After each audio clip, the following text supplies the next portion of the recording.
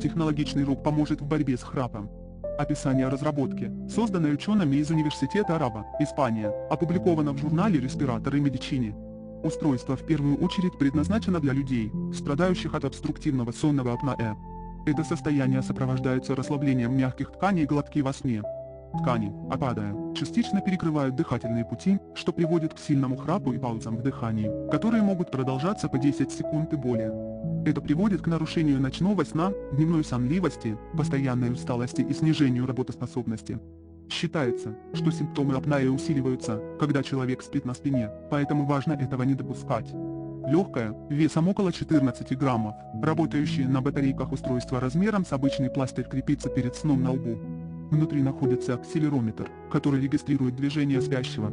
Когда человек переворачивается во сне на спину и лежит так более 30 секунд, специальный вкладыш внутри прибора начинает вибрировать со все большей интенсивностью, что, как рассчитывают разработчики, слегка будет спящего и заставляет его повернуться на бок.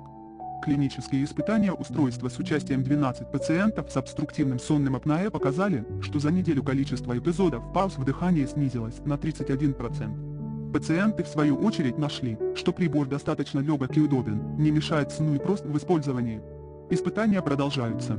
Источник – Здоровье Mail.ru. Благодарим вас за внимание.